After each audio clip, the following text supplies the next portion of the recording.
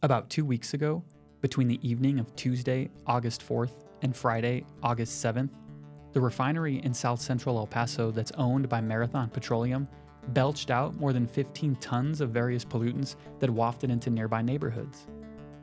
Residents reported horrendous odors that were so intense that they forced some people to flee their homes. Naturally, questions, concerns, and outright anger have followed. What the heck went wrong at the refinery that allowed hydrocarbons as well as carcinogenic chemicals to leak into the city's air? And how have Marathon and environmental regulators responded? The Texas Commission on Environmental Quality published reports showing the refinery emitted thousands of pounds of petrochemicals like propylene and isobutane, almost 2 tons of carbon monoxide, and other chemical pollutants that are hard to pronounce. The refinery also emitted 14 pounds of butadiene, a highly toxic carcinogen. In an emailed statement, a TCEQ spokesperson told me that the agency reviews these pollution events against criteria set by state law to determine if the event was avoidable and assess whether or not operators took measures to minimize emissions. Quote, based on the results of an investigation of a reportable incident, the TCEQ may pursue enforcement actions when appropriate against regulated entities, which may include the assessment of a penalty.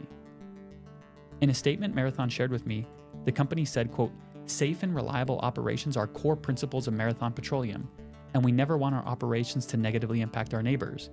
We are sorry for the disturbance residents experienced. The company also said, quote, we are also investigating the August 4th event, reviewing the cause, and identifying any appropriate corrective actions.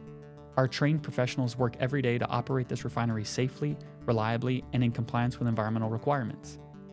Marathon listed several actions it took on August 4th, including setting up air monitors as far as downtown and submitting reports to environmental regulators. The company also said that while the odors in nearby neighborhoods were, quote, undoubtedly strong, Marathon said its air monitoring team did not detect levels indicating a health risk. What comes next is unclear.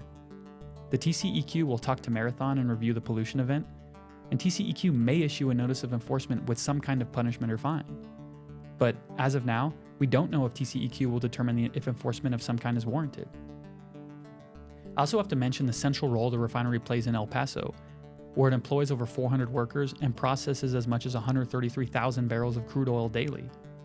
The refinery receives crude oil via pipeline from the Permian Basin, and it converts that crude into lots of petroleum products like gasoline for your vehicle as well as jet fuel. The refinery produces a portion, though not all, of the gasoline El Pasoans fill their vehicles with at local gas stations. It's also among the city's largest taxpayers and consumers of water. Also, the multiday pollution event earlier this month was the 5th emissions event that the refinery has reported to TCEQ in the last year. The scale of pollution was much larger in the event this month, but even back in March, the refinery emitted over 2 tons of propane, according to a TCEQ database. And our city council this week called on TCEQ to set up a public meeting with Marathon to answer questions and listen to community concerns. Other elected officials, such as Congresswoman Veronica Escobar and Council Representative Josh Acevedo, have issued statements and sent letters demanding answers and transparency from Marathon. For its part, Marathon said it's been working with the city over the last year to establish a system that could, quote, call and inform residents of events at the refinery even when health risks are not involved. Marathon also said it expanded its 24-hour community hotline to be able to handle more incoming calls. And you might hear the argument that the city grew around the refinery and that the refinery was here first as an argument to diminish concerns about the environmental impact the refinery has on our city. But what does that matter? A sophisticated, multi-billion-dollar company's refinery should be held to the highest standards possible, and we can't accept pollution dumps just because a refinery has been situated somewhere for a long time. At the same time, we don't have firm evidence of health impacts on residents or whether Marathon violated any regulations or laws. A local law firm, Tani, Acosta, and Chaparro, said this week it wants to hear from affected residents to potentially pursue legal action. Marathon told the TCEQ that the pollution it reported was measured at the source, which was a leaking tank within the refinery complex, and that the estimates don't reflect ground-level concentrations in adjacent neighborhoods. In a moment, County Commissioner David Stout, who represents the area where the refinery is located, will talk through his experience learning about this pollution event, how Marathon responded, and what to know about the county challenging the renewal of Marathon's air permit in the coming months. First, you can sign up for our newsletter or read our free reporting at elpasomatters.org, where you can also learn about and register for our 9.15K run that's coming up on September 19th. Now, onto our conversation. Commissioner Stout, thanks for joining me. Glad to be here. Thank you for inviting me. Yeah, so can you just lay out from your perspective what happened with the Marathon Refinery last week and just kind of your experience with that and what you saw and heard? Yeah, just something that should be of concern to everybody in this community happened, right? And I was pretty much about to get to bed like around 10:30 on Tuesday evening, and I had just finished eating dinner, and then I turned on my phone, and I saw on FitFam reports of strong odors in the area of the refinery, Which you represent. which I represent, exactly. And I saw one report, and then I saw more coming in. Talk of people being nauseous, having to leave the area. I'm like, oh my goodness, this is pretty bad. And so I texted VJ Smith, the government and community affairs liaison, who I have is my main point of contact at the refinery. I later found out that he had not contacted Rep. Acevedo or I think any other local elected officials to try to help get the word out about like, hey, there's something going on. People might need to evacuate the area because I think some of the folks, got really sick after breathing in what was emitted into the air. But he responded to me very quickly, kind of boilerplate type language, I think, that he sent to the media and to everybody else, which was, yes, we've received reports of the odors. Not that we know that something's going on, that we know that there was a leak somewhere in the refinery, but we've received reports from about the odors from the neighbors, and we have people out in the neighborhood setting up monitoring. The monitoring up to this point has not shown any levels of anything that could be dangerous for anybody's health. And that's what he told you the night of. That was the night of, right? And so didn't hear anything else after that. The next morning, I got up. I was at Ascarate for a groundbreaking ceremony and hadn't heard no updates from him at all. And so I reached out to him again at about 10:30, and he kind of said the same thing. Oh yeah, we had there was some term of art that he used, like some type of incident, operational incident, and very vague, right? No description of really what had happened.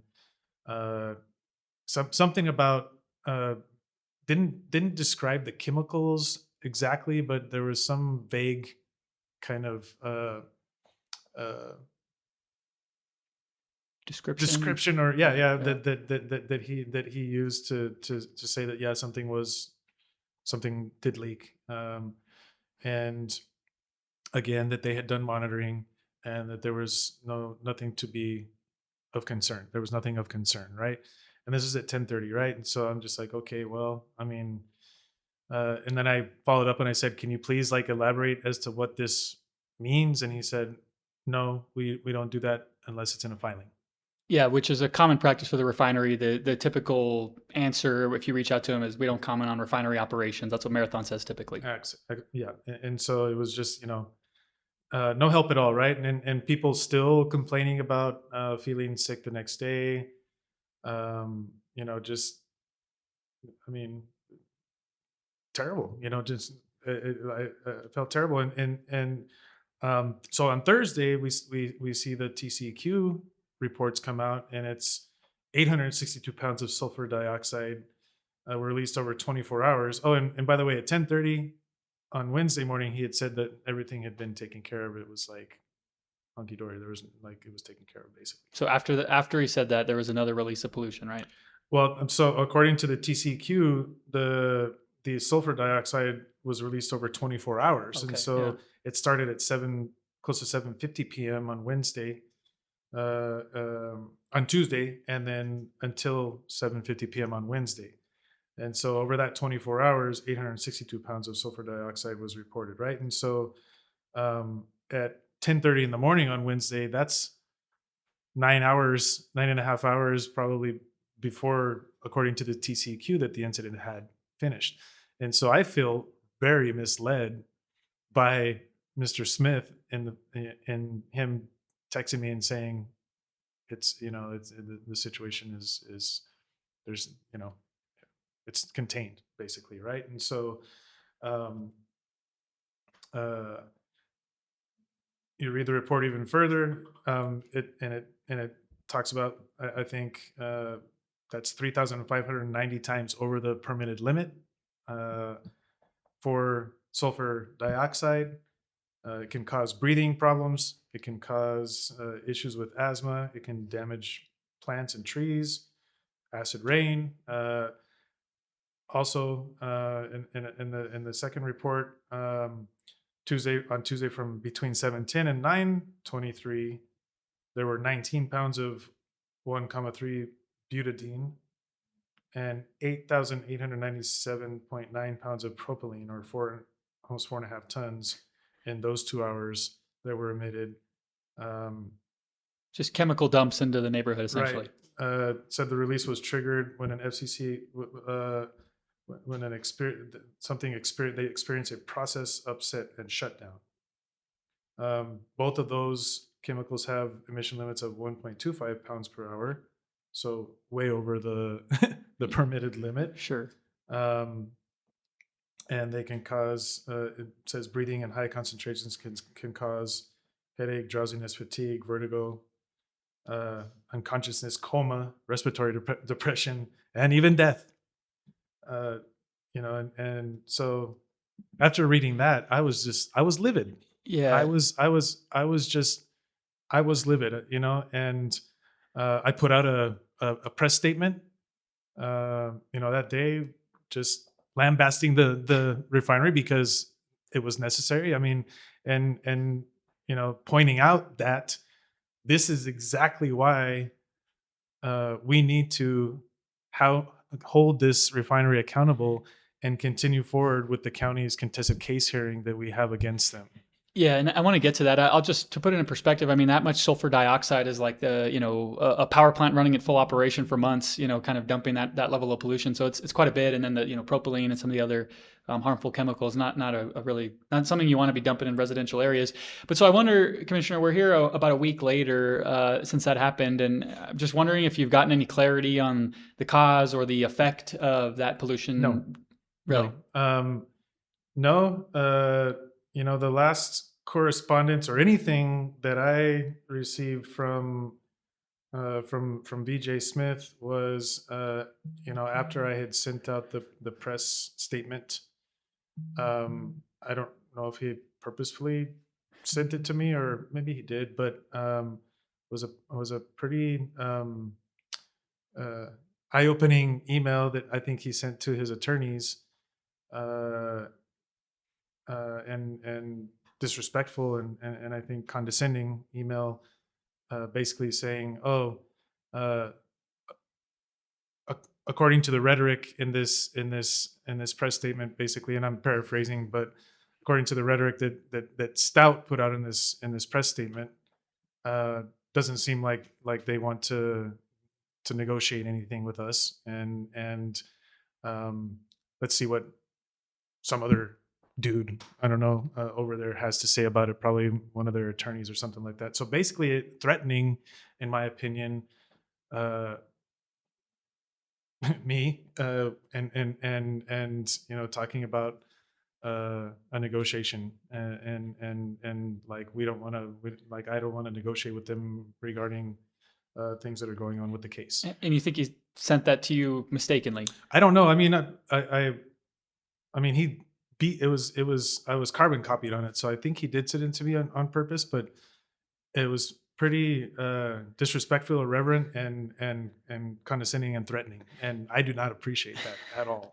Yeah, I want to get into this a little bit more, but I guess, like, you've been in office for 10 plus years, I think, right? And so what has your relationship been like with the Marathon Refinery? And, we have to remember, like, it's one of the biggest taxpayers in the city and county. It's a big employer. Mm-hmm. And I think a lot of the gasoline and fuel products we all use every day comes from there. Right. And so I just wonder, what has been your perspective and relationship with the refinery over the years up to now? In the past, when there have been flaring incidents, Yeah. for example, I feel like I've gotten better responses or better information more quickly, even more them taking the initiative instead of like me having to discover something's going on FitFam or on the Yeah. news or something like that. And I even responded to him and I said the first night I said, hey, or maybe the next morning on Wednesday morning, I said I texted him and I said, look, thanks for the information. I just want you to know that I would really not have to find out about these things through a second or third party. And he said, okay, well, I'll take that into consideration, or take that under advisement. But since then, we've had literally no communication from Mr. Smith at all. They did put out a calendar invite, and they sent us an invitation to their community meeting that they had scheduled for today. And we responded to that yeah, we'd like to go, but I got news yesterday that it had been canceled. And so I think there were maybe some other folks that weren't going to be able to go, and they said, hey, is there a way you can set it for some other time? But I'm looking for the text thread here, but Yeah, go for it. um So, but in general, you've had a working relationship with the refinery and Yeah. Marathon over time. Yeah, I mean, I've gone to those CAP meetings, those many times. I've in the past when Senator Rodriguez was in office, I think that's kind of when my relationship started with them, when I worked for Senator Rodriguez, and then when I got elected. And I've been to a number of hearings that have taken place, when the TCQ comes into town. And I get it. They are a large employer. I think like 400 or 500 jobs over there, and they're high paying jobs, engineers and things like that. The type of jobs that we kind of look for in El Paso, right? And Sure. we don't want to be considered, the low wage town, right? And so critical infrastructure, right? And right, critical infrastructure. But they make the argument that the city kind of grew around them instead of them being put into the middle of the neighborhoods.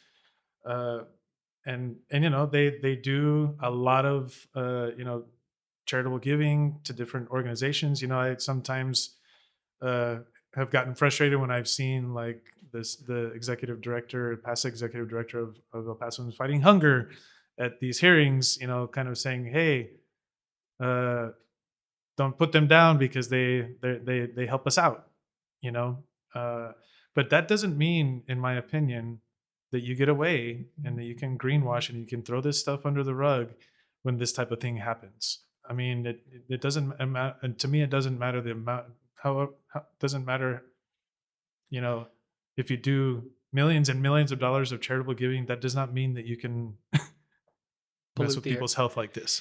Yeah, and we'll get to the permanent in a second. I'm curious to talk to you about that, but do you have any sense on what could be, could Marathon face a fine, what punishment there could be? And then also, like, do we have any clarity on the health outcomes in the neighborhood adjacent to the refinery? Yeah, so I know that the Sembrando Esperanza group is asking folks who felt sick or that were affected, they have a sign-up sheet or a document that they're trying to get people to give them their testimonies and document what happened to them, right? And I think that's important. I think this kind of also underscores the importance of the health impact study that the county did with UTEP. We did a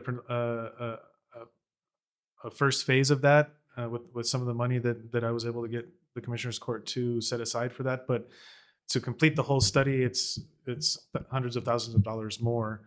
A study of the residents. Yeah, basically a health impact study of folks in like the Chamizal area, South El Paso, South Central El Paso, to try to put in to show through data that a lot of the decisions, development, economic development decisions that have been made in this community, how they have really negatively affected people's health in that area, right? So it's not just the refinery, it's the trucks on Boda, which is another important project. The Bridge of the Americas. The Bridge of the Americas, which is another important project that they're about to go through a renovation, and my office worked really hard with neighborhood associations and people in that area to push the GSA to take the trucks off, which they're going to, and go reroute it around the city so there's not polluting diesel trucks in the heart of the city, right? Neighborhoods, yeah. Right, exactly.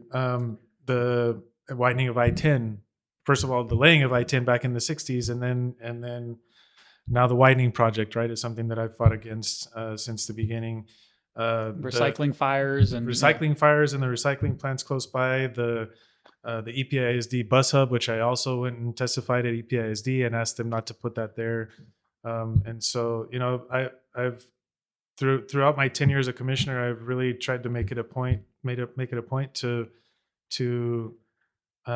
help raise awareness about all of these negative environmental impacts that our development is having on this community. It seems like it's just this community has just borne the brunt of so many of those negative impacts. All clustered south of I-10. All south of I-10, heavily Hispanic neighborhoods, right? And if you look at heat maps when it comes to all of the other social determinants of health and economic status, and all of these things, it's the poorest, most underprivileged neighborhoods in El Paso County, and they continue to just be, in my opinion, taken advantage of and not taken into account. Yeah, and I think this refinery episode was the latest event there. I wonder, just one thing that I was curious about. We saw after this whole event happened, again on FitFam, sort of black smoke billowing from the refinery the next day. I just wondered, they were flaring the next day. Yeah. So did you get any clarity on that, or was it just kind of normal routine stuff? No.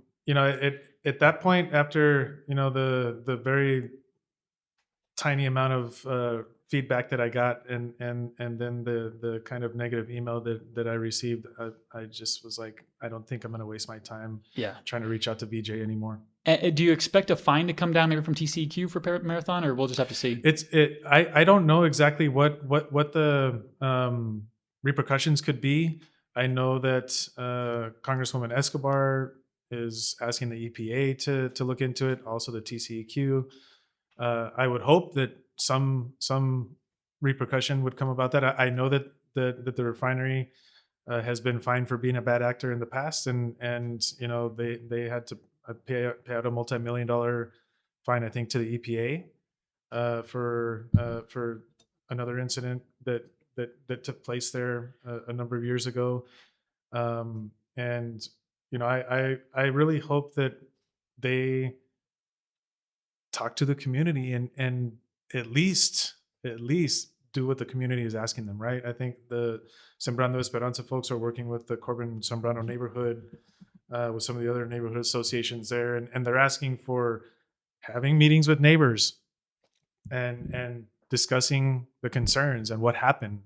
Like, let's have some transparency here. Let's at least talk about what was wrong and say, hey, we had an incident. We screwed up. And this is what we're going to do to try to mitigate this from happening in the future. I mean, create a system that alerts people, right? That lets people know, hey, there's something going on. You may want to get out. A phone number that they can call 24/7. A lot of people complained about the fact that they were making calls to the refinery. They weren't getting through, or if somebody did answer, they would be like, we have an emergency, and they would like hang up on them or something like that, right? No information at all. Monitoring and reports, right? Like, especially within the fence line, right? Air quality monitors in the neighborhoods, especially those that read carcinogens and that are released by the refinery. And again, working with the residents on reducing the impact on their health and on their peaceful enjoyment of their homes, right? Sure. So, looking forward, I just want you to kind of discuss a little bit the contested case hearing over the refinery's air permit, right? And it's sort of the permit that allows for or authorizes a certain level of pollution, right? That is deemed to be sort of safe, right? But essential to their operation. They're going to be certain emissions, I guess. And so we were just talking about this. Like I think it was early 2024 that I was at a hearing where this was sort of discussed, and the idea of challenging the renewal of this permit. So it's been multiple years, and I think you've been kind of one of the sort of people in the community that's led the push to, I guess, challenge this permit. I don't know if that's the right word, but sort of go, hey, no, let's not just rubber stamp this. Let's sort of make them justify and explain why they deserve a renewal. Maybe get some concessions or something like that, right? But just kind of talk about the renewal and sort of a little bit of the history and then where we're at now. Yeah, so they periodically, I can't remember how often they have to apply for, maybe every 10 years, something like that. They have to apply for a permit, or if they want to emit higher levels. Yeah. Right. And so we became aware of this permit request in 2023 when they filed it. And as we started looking at it, we thought, well, this they're asking for higher emissions. According to them, they're not asking for higher emissions, but our assessment was that they are, and that they should have had a public hearing. They're supposed to have public hearings if they're going to be asking for higher emissions, right? And so we requested that. I think that may have been the one that you went to in 2024. But we saw it as a great opportunity to try to hold them a little more to account about what's going on there, and just the fact that to me you're not being a good community partner when you're trying to slip this stuff like under the radar, and you're not being forthcoming, and you're trying to twist the truth and say, oh well, we're using a different methodology, we're not really emitting more. But and I'm very thankful to the Commissioners Court for indulging me or obliging me in my request to hire an outside counsel. So we've spent tens of thousands of dollars on a lawyer, outside counsel, an expert, an environmental expert, so an administrative law attorney, because we don't have experts within our county attorney's office that in administrative law. It was first a local attorney, and then he's retiring, and so we have another one. His name is Mr. Friedman, and we hired them and asked them to help us file this case, right? And it's been a long process. The TCQ finally ruled that El Paso County has standing, and we argued that we have standing, and then we can file this case because we own Escalante Park, and Escalante Park obviously is in very close proximity to the refinery, and it's a place where people are out there exercising and breathing in the air that's being and all the pollutants that are being put out by the refinery. Whether they're biking, fishing, golfing, swimming, you name it, all pickleballing, even when it's 100 degrees out, you go over there, people still out people there, man. are out there. They love the park. And so, and this is kind of unprecedented. I don't think the refinery has ever had to go through a contested case hearing in the history of their existence. And so, it was a 3-0 unanimous decision. There was another public hearing that was held recently where folks were able to go and testify and talk about why they would like the case to go forward. And then the refinery didn't make it public, but they appealed, right? And not a lot of people know that, but they appealed the decision to give us standing. And right around the same time that this was going on, the period that they had, the time that they had to, that the TCQ had to answer whether or not they were going to give them the chance to appeal, expired, right? So basically, that just means they didn't answer, they didn't give them an appeal, and so the process moves forward. And El Paso County has standing. And so we're moving. We're as far as I'm concerned, we're moving forward with the contested case hearing. It's going to be a long a long haul still going forward. I think The preliminary hearings for the contested case are gonna take place in October. Once that occurs, then it'll be another 120 days, and then there'll be more hearings, and then I think after that, 180 days for the final decision to come out about the permit and whether or not it's going to be upheld. So we could be a year or more from now, maybe, before we get clarity on that. Yeah. So what, I mean, talk to me about like your goals here. And I suppose we should acknowledge you probably won't be in office, I right? will not be in office. Yeah. But just kind of, I guess I shouldn't say your goals, but maybe the ideal outcome here, or sort of what are you hoping is the product of this effort to achieve? And you know, El Paso County outstanding, we got this contested case hearing. Like, what do you hope the outcome is? Yeah, I think what the community is asking for at the bare minimum, right? More As far as monitoring, more air monitors. more monitoring. Maybe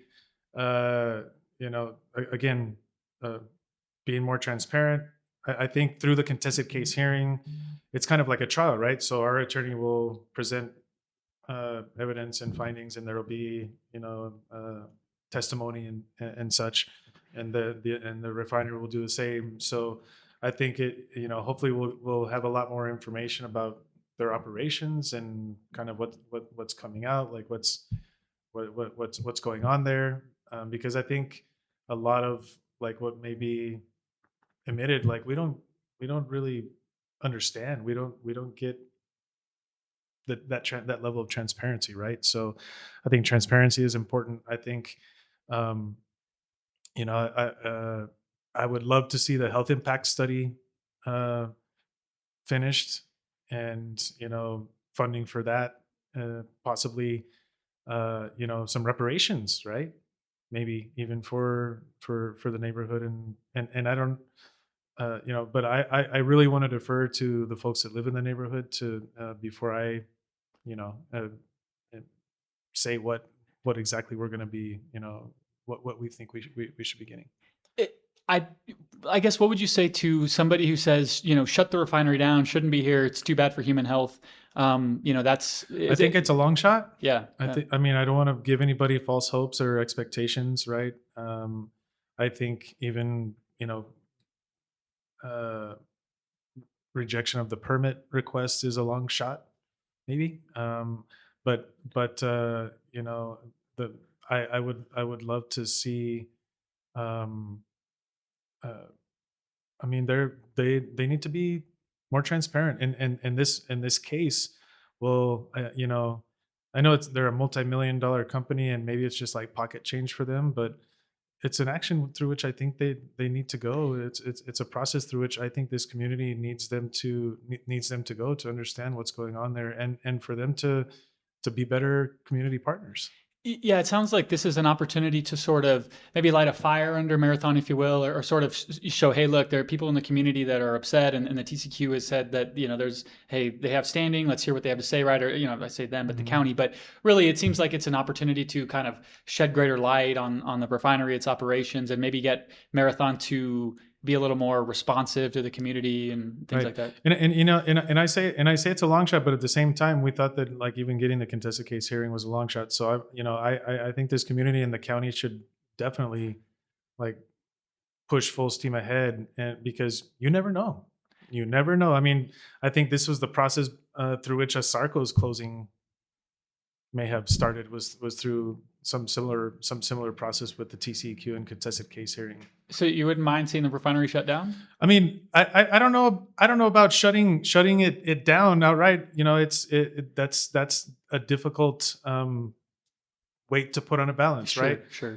But maybe there's a process by which they can relocate their operations, and you don't miss out on the infrastructure that we talked about earlier, the jobs that we talked about earlier. Because I mean, it is dangerous to have this refinery in the middle of neighborhoods. Yeah, and just one of the last things here. I mean, you mentioned the cost to hire the attorney. You think that's money well spent for the county?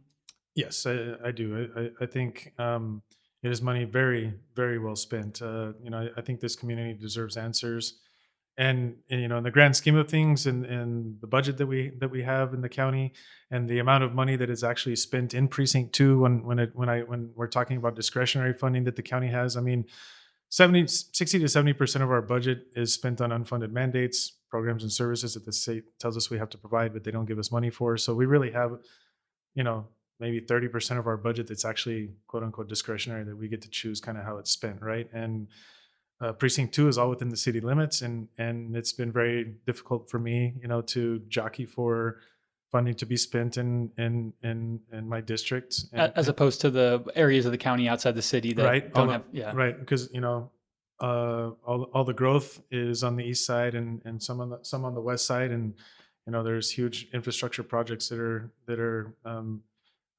you know, taking up a lot of the spending, right? I mean, and we have colonias still, like over 300 colonias in El Paso County.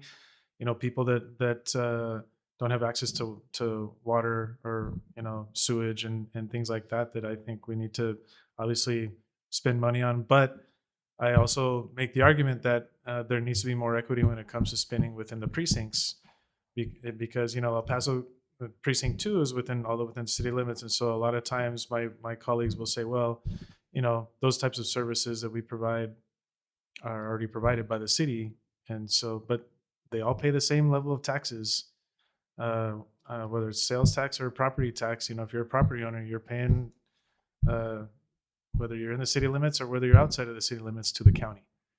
And I've heard the county judge and other folks you know, say that it doesn't matter where you live in the county, you should have the same level of services. And I don't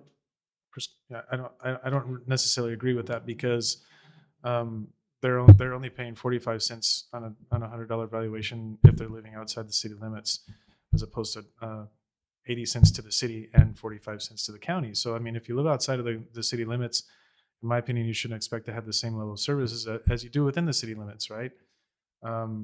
But you know, that we have few assets, county assets within the city limits, Ascarate Park, the Coliseum, and I you know, for me, this is really a drop in the bucket when it comes to spending on the people in precinct 2. And the Coliseum and Ascarate Park are really regional assets too. It's not like it's like one neighborhood park, or you know, people from all zip codes in El Paso County come in and benefit from the use of those two assets, right? And so this is like one issue where, you know, this is a kind of neighborhood specific spending that I really think is important for precinct 2 to have. Yeah. So we'll wrap up here, Commissioner Stout. Again, I appreciate your time. I guess what would your message be? I think we all are aware, like it's a pretty widespread thing in El Paso, an awareness of like, man, there was a huge dump of pollution from the refinery. I think it really, spooked a lot of people and raised a lot of questions. And so I just wonder, like, what's your message to people who are going, man, like, what's the deal with this? Like, help us, government, right? Protect us from industrial pollution. What would you tell like a concerned citizen who brought this up to you? Yeah, I mean, it's really important. Something that I talk about a lot is co-governance, right? I mean, you have somebody like a county commissioner that's kind of on quote unquote on the inside, but you also need support from the community for some of these things, right? So if you're a community member and you're affected by this, or even if you weren't affected and you're just pissed off about it, because you should be, write to your commissioners and tell them, even if Stout leaves and we don't have his voice anymore, you all need to continue to move forward with this process and hold the refinery accountable. We need the concessions reparations for the community closest by. We need the transparency and accountability.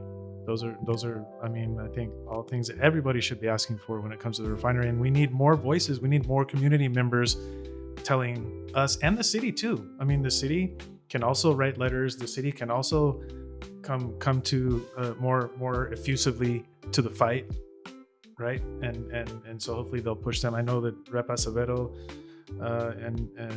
has been doing some work recently because of what's happened. But more of the city council, the mayor, everybody else needs to get involved too. Yeah, we'll leave it there, Commissioner Stout. Again, I appreciate you taking your time to kind of talk through your perspective on this. Again, pretty alarming event, and so I'll sure be curious to continue following the contested case hearing and just see what outcomes can come and see if the refinery maybe offers any kind of response to the situation. Yeah, thank you for the opportunity to talk about it, and if people want to help. My office is is open. My email is commissioner2@epcounty.com. Send us your information, and we'll get you in.